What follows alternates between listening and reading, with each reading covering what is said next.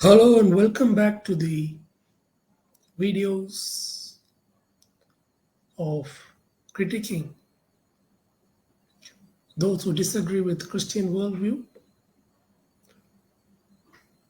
and why they are wrong in their worldview.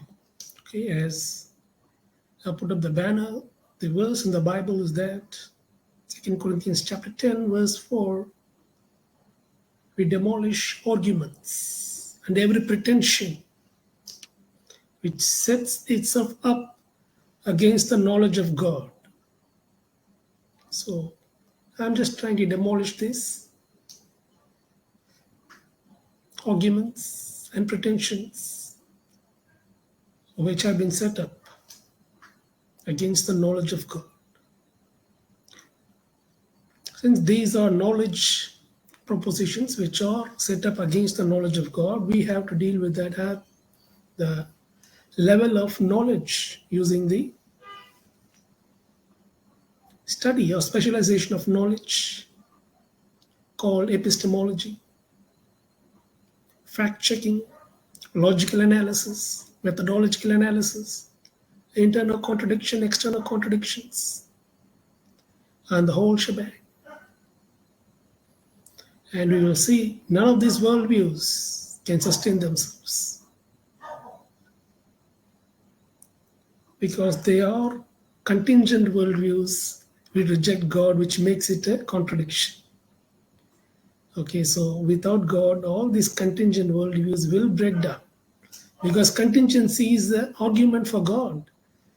And you cannot have a contingent worldview and not invoke God, not involve God as the foundation, or even outright reject God as the foundation with the contingency worldview. So, in one of these, the current scenario of secularism, post-secular pluralism, academic intellectualism, so-called, in these milieu and in these areas, domains, Noah Harari is a well-known name. So Yuval Noah Harari, who is he? He is a historian, a famous one due to internet and YouTube. He's a professor and best-selling author whose works have had a profound influence on contemporary thought. So we have to, yes, demolish his arguments. He was born in Israel in 1976. He is Jewish. He earned his PhD in history from the University of Oxford and currently serves as a professor of Hebrew at the Hebrew University of Jerusalem. He gained prominence with his groundbreaking book, Sapiens, A Brief History of Humankind in 2014, which explores the history of Homo sapiens from its evolutionary origins to modern times. The success of Sapiens was followed by Homo Deus, A Brief History of Tomorrow, where Harari speculates, prophesies, whatever you want to call it, predicts on the future of humanity in the context of technological advancements such as artificial intelligence and biotechnology. His third major work is 21 Lessons for the 21st Century, 2018. It examines the present-day challenges facing humanity, including the impact of technology, politics, and religion. So he is well known for his ability to condense vast and complex historical narratives into accessible and engaging prose, and this has made him into a global figure. His ideas resonate with a wide audience. He's holding some popular views, and his works have been translated into over 60 languages, making him one of the most influential public intellectuals of the 21st century. No, goes without saying, his arguments need to be 2 Corinthians 10 or demolished.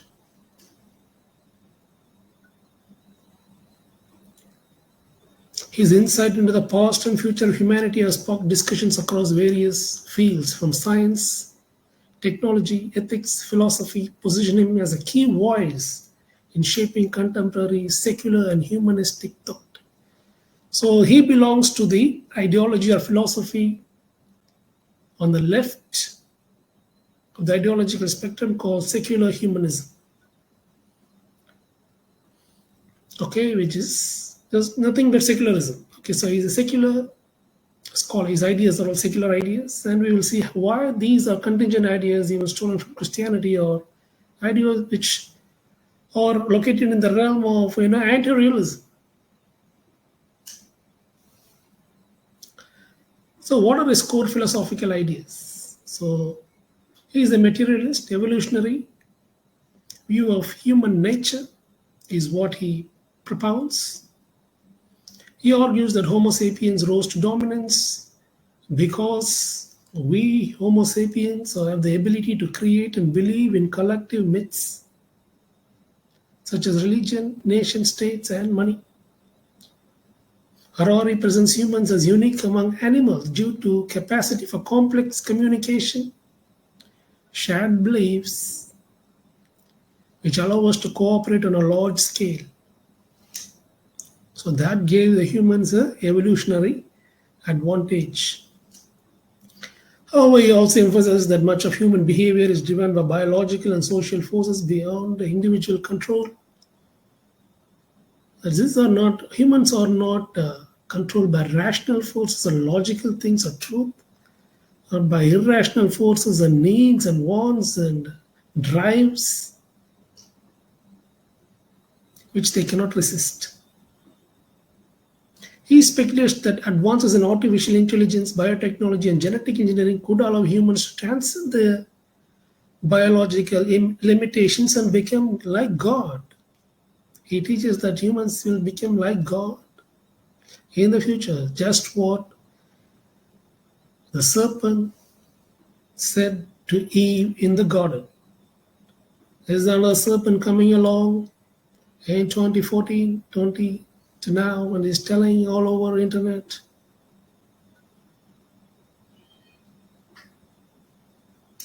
you can be like God. Yet this future comes with significant ethical dilemmas as Harari questions whether humanity is prepared for the power these technologies offer. A consistent theme with regards to us as Christians is that he is skeptical towards religion. He views religion as a fictional construct, a collective myth that humans created to give meaning to their existence and maintain social order. In his view, while religious beliefs played a crucial role in shaping civilizations, they are no longer necessary in the world increasingly governed by science and technology. Harari's materialist approach, secular approach, challenges Christian understandings of Christian worldview, the whole Christian world way of looking at the world, and challenges important concepts in Christianity like free will, morality, nature of reality, advocating instead for a humanistic and post-religious future. So Voltaire is someone who said something like this, okay, similar. Religion now will be gone and everyone will be enlightened with secular thought, all those things.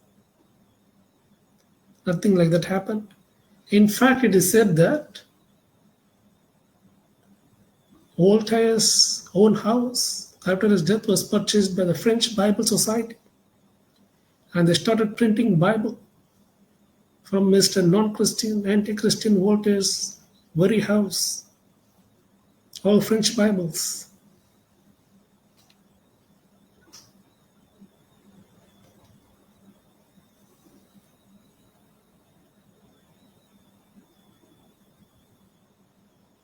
His critique of religion, coupled with his vision of a future dominated by human designed technologies, has struck a chord with many in secular and technologically driven societies.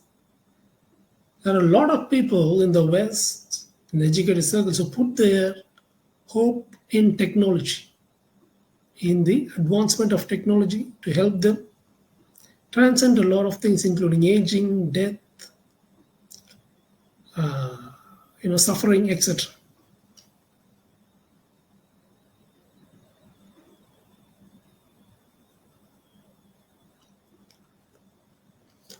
So, what is the importance of examining Harari from a Christian perspective?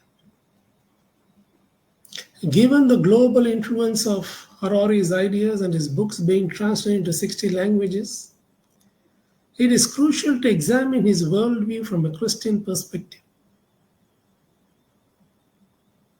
Harari's secular spirituality, materialism, and humanistic approach directly conflict and contradict Christian theology and Christian worldview. And we are in conflict with his ideas, and we have to demolish those ideas. In accordance to 2 Corinthians chapter 10, verse 4.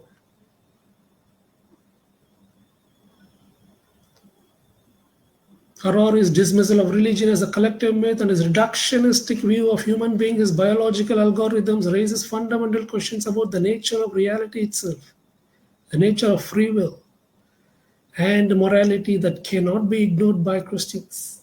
It is someone who cannot be ignored because he's so wrong. And we need to demolish his arguments and expose him for his errors. As his work gains increasing prominence in public discourse, it becomes important for Christians to critically engage with his ideas, offering a counter narrative and destroy his arguments, defending the Christian worldview.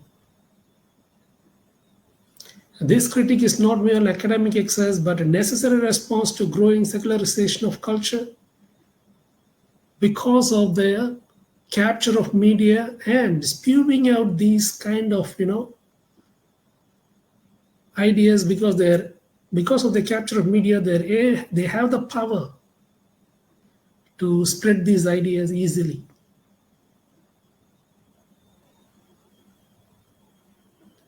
By understanding Harari's ideas and their philosophical implications, Christians can offer a reasoned defense of faith, morality, spiritual dimension of life that Harari worldview overlooks and rejects.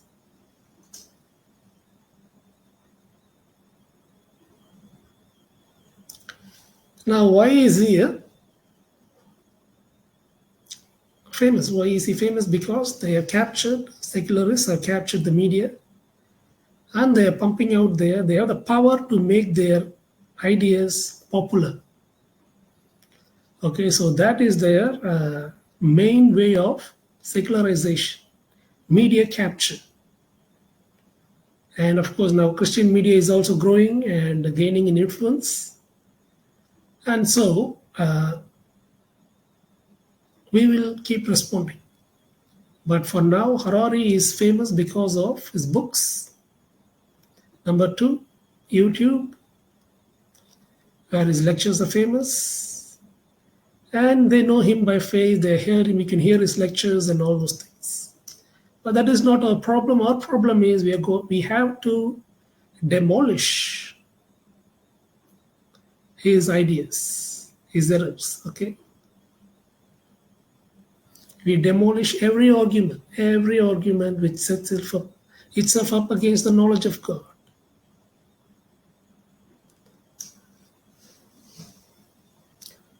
So, in this book, Debunking, Yuval Harari, I have dealt with all his ideas.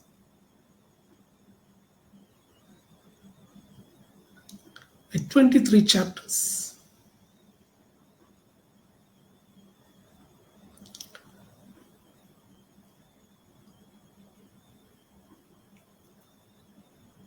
The last chapter is the concluding chapter, which reads why Harari's worldview ultimately falls short. So I'll just read that and then I'll come back and show you the index. So the last chapter, we're reading the conclusion, chapter 23, conclusion, why Harari's worldview ultimately falls short.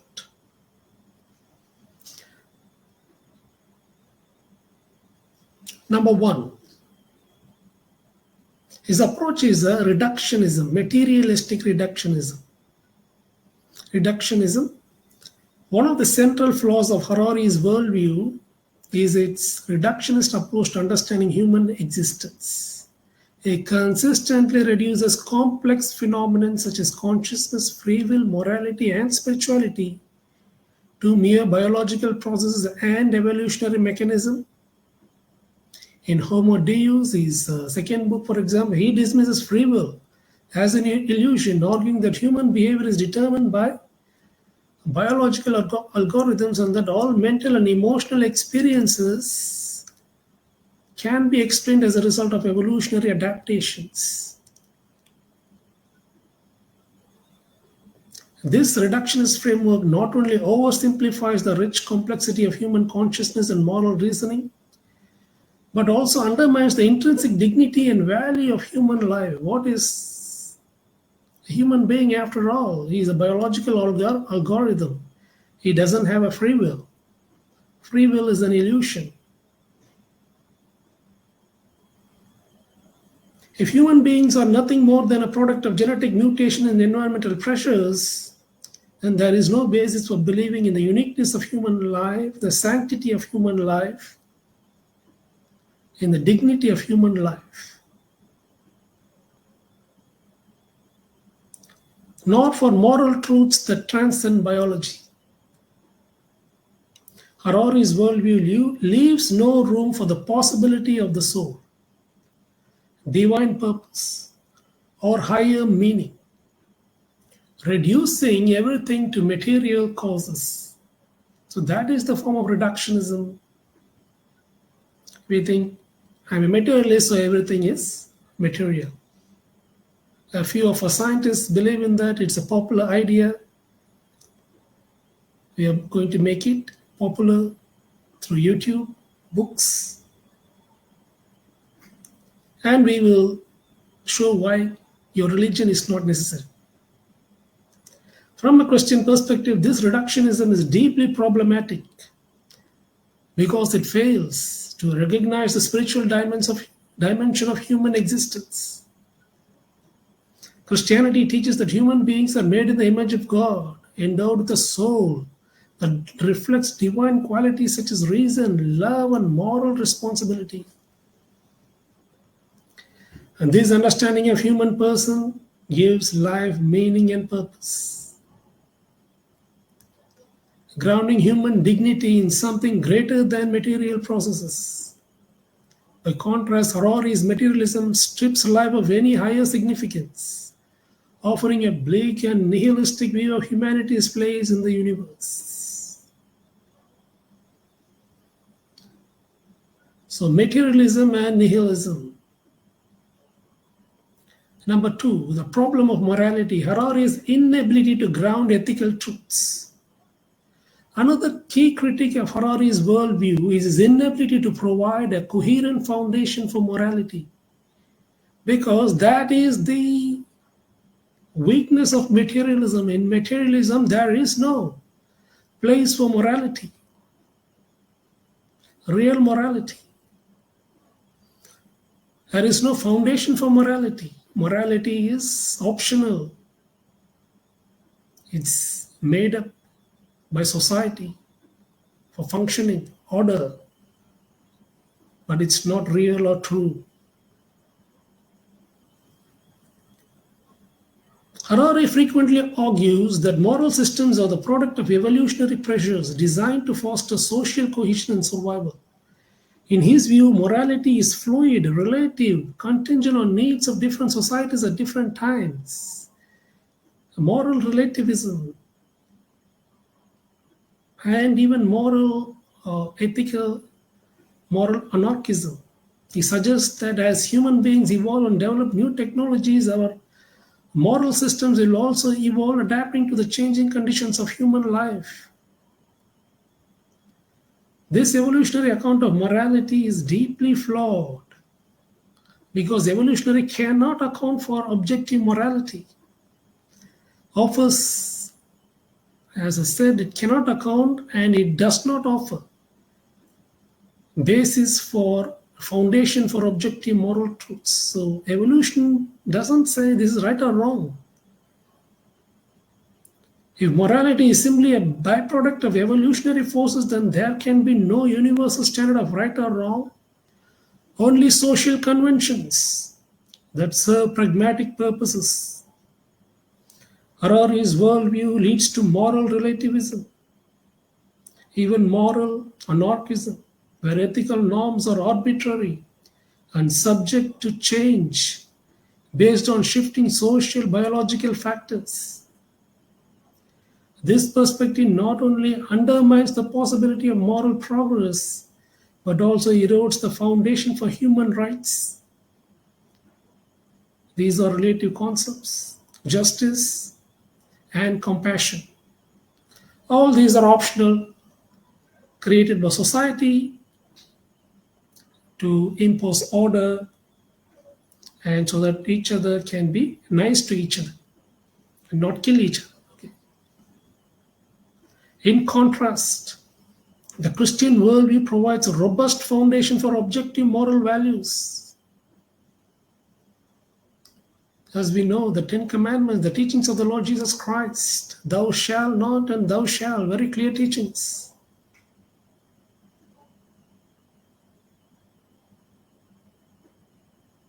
This clear moral framework offers a coherent explanation for why certain actions are right or wrong, regardless of cultural or evolutionary context, and provides a foundation for defending human dignity, justice, compassion, human rights, etc.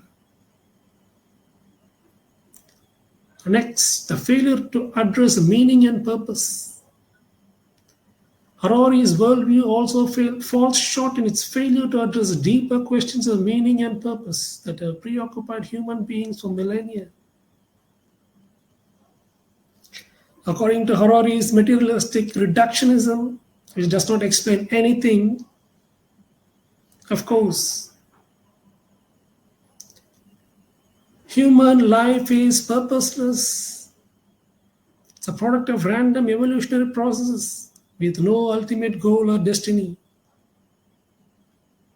While he acknowledges that humans have historically sought meaning through religion, philosophy, and art, he dismisses this effort as shared fictions or myths that have no grounding in objective reality.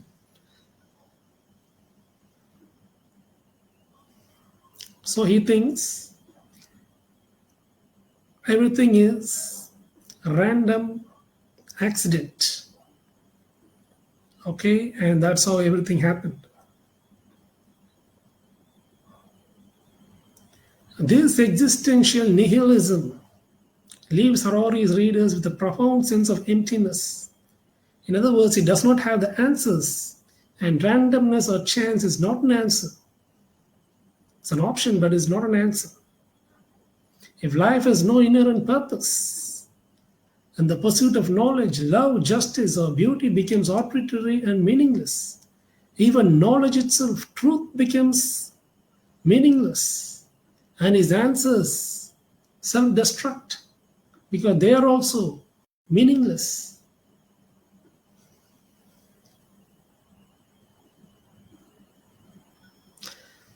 Christianity, by contrast, offers a coherent and fulfilling answer to the question of meaning and purpose. The Christian vision of life as a journey towards union with God or in union with God provides hope and direction, offering far more satisfying explanations for the human condition than Harari's nihilism. In contrast, Harari's life is empty, meaningless, accident, randomness. Jesus said, I have come to give you abundant life. So that is the contrast. Meaninglessness, despair, nihilism versus abundant life by our Creator, the Lord Jesus Christ. Number 5, the inadequacy of technological solutions to human problems. Now they put their hope, the secular have put their hope in technology, but it has gone beyond the limits of what even technology can do for them. Okay, so that also falls short. Harari's vision of the future is marked by an overwhelming reliance on technology. It's the too much reliance, too much hope in technology of the future, technology which has not yet been invented. He predicts that advances in AI, genetic engineering, and biotechnology will allow humans to overcome biological limitations, achieve immortality, and potentially even transcend the human condition and become gods. You see, it's gone all over the place. It's gone beyond what technology can do. Now it's into secular myth making, secular prophecies, secular eschatology, secular utopia. That's what secularism always tried to give you, a godless utopia based on science. Now it's based on technology, AI, generative AI, all forms of AI, genetic engineering, biotechnology. That does not help. That will not help with what he is expecting it will do. Immortality, become God himself. He is gone. Now it is no more rational. Okay, now it is going beyond. It's the extension fallacy to futuristic technologies which will do futuristic things, which he does not know about, but he hopes for. This typical secular utopia which will always fail because they will extend the technology beyond what it can bear or do. It has its limits. That's what they did with science, then it failed. Now, technology, again, it will fail. Now, the technology will fail, but it cannot give you immortality or transcendent capacity to become God. It looks like he has had dinner with Satan, and Satan has convinced him, like he did to Eve, that you can be like God, immortal and transcendent.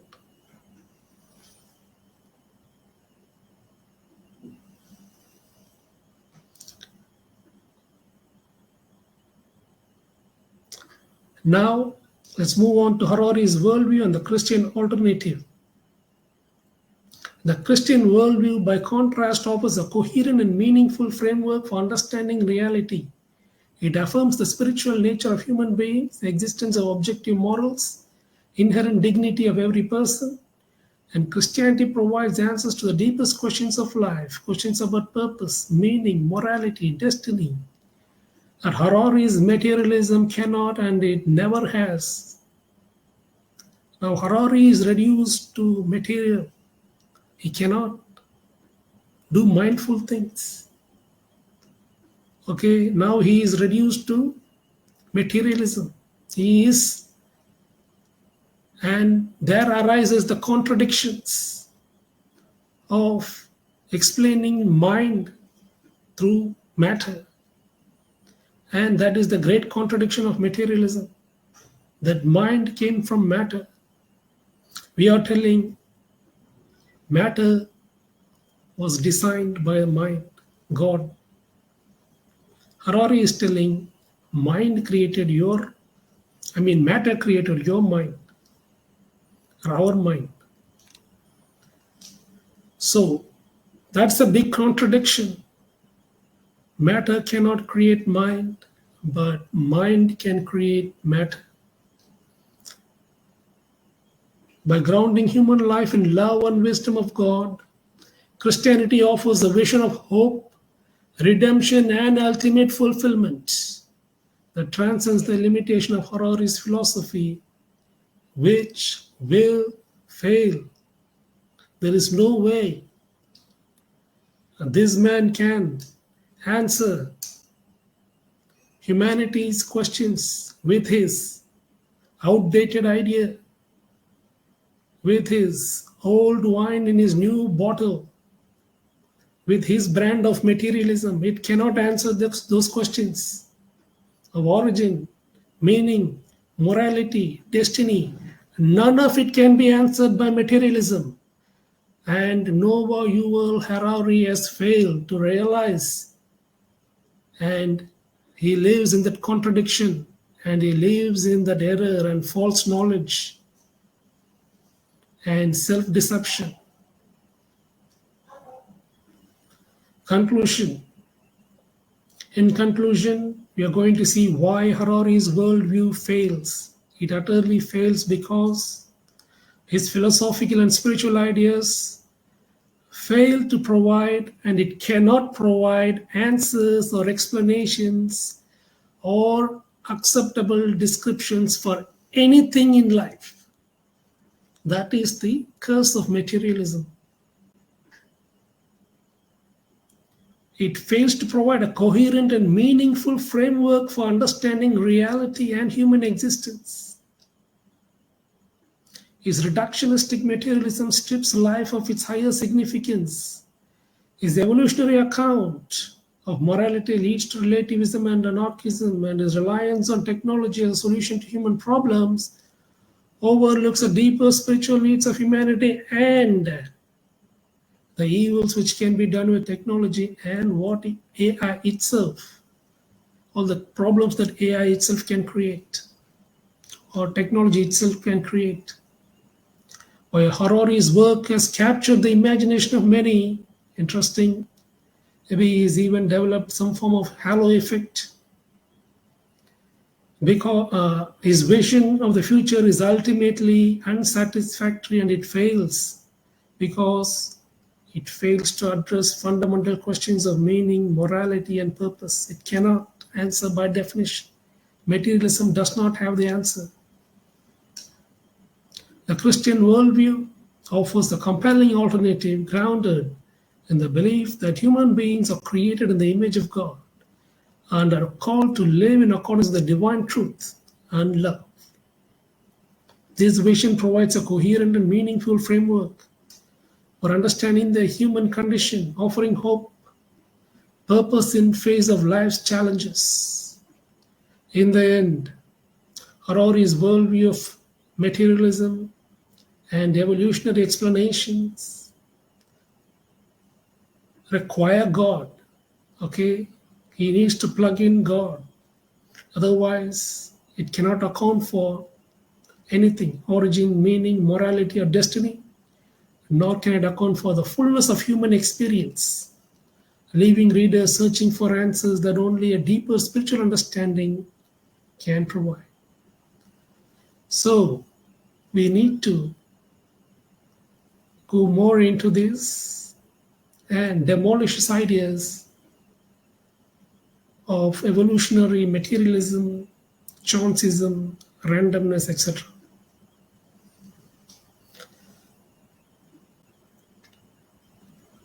Now we'll move to I'll just give you a glimpse into the index contents, table of contents, chapter 1, introduction, chapter 2, influence of his public image on adoption of his ideas. How, because he is famous, his ideas are picking up. Okay, so started giving some lectures, then he became famous, then his ideas are picking up because he is famous. He has what is called halo effect. Harari's secular spirituality was Christian faith, chapter 3, chapter 4, Harari's view of God and the God of the Bible from his view as a secular Jew. Chapter 5, Harari's view of Jesus Christ in Christianity, oversimplified or sufficient or just dismissal. The moral implications of Harari's philosophy, cognitive biases of secularism in Harari's argument, called secular bias, is totally biased in his ideas and explanations, and is not aware of it because in his where he is in the academy. This is the milieu. Okay, this is the group, in-group bias. They do not question these things. They only question when you go against the secular bias. So this secular anti-supernatural bias is their norm, and in-group bias prevails among the academicians and the secular institutions. And that is how he is feeling confident with his nonsense answers. A Kantian critique of Harari's philosophy, okay, critique of pure reason, critique of practical reason by Kant, and why Harari cannot. Reason is way anywhere. Faulty assumptions underlying Harari's thinking and ideas, epistemological errors, megalomaniacal meta-narrative. How can a man give a holistic world view, meta-narrative of what is? He cannot. So this is megalomaniacal. That guy is megalomaniacal to claim he knows what no one can know. Factual misinterpretations of science and history, factual errors, then logical errors, then which is one chapter fully on non sequiturs, another chapter on logical fallacies. Chapter 15, testing his ideas, coherence is contradiction. Number 16, test of correspondence, and does his ideas have very alignment with reality. Chapter 17, debunking Harari's ultimate reality or consciousness. And chapter 18, debunking philosophical evolution. Chapter 19, theistic evolution, which is the nearest he can escape into to make his theory work, is theistic evolution, because it provides teleology and purpose, and the mechanisms of evolution itself, and the plasticity which is necessary. Who made it plastic? For it to adapt. Does everything adapt? No. Who gave that property of adaptability? Chapter 20, progress, assessing real progress. Chapter 21, high corruption in secular communist society. He is doing just that same thing because, as you know, he's from the kibbutz country, and all of them were from the Soviet, style. They started there, and that is their worldview. Okay, secular utopia now with technology. Before they tried it, it failed. Now with technology again, I can tell you it will fail. What he says, technology within the limits will help, and we can be helped by technology, but not what he says. Next, why his ideas are accepted because of his halo effect. He's now a respected figure in academicians, Oxford, and all those things. But that is not a problem because that will be ad hominem if we attack him for his hymns. He's a Jew or no, whatever. All those things we do not do because we don't think it's necessary. We are just dealing with his ideas, which is nothing new. It is as old as, the serpent in the garden. And this halo effect, which is gained through media and his discussions and presentations and lectures on YouTube. And conclusion, why Harari's worldview ultimately falls short, which I read to you just now. So we will go into all these things as usual systematically this week and try to demolish his arguments and every pretension which rises itself against the knowledge of God. May God bless you. Jesus loves you.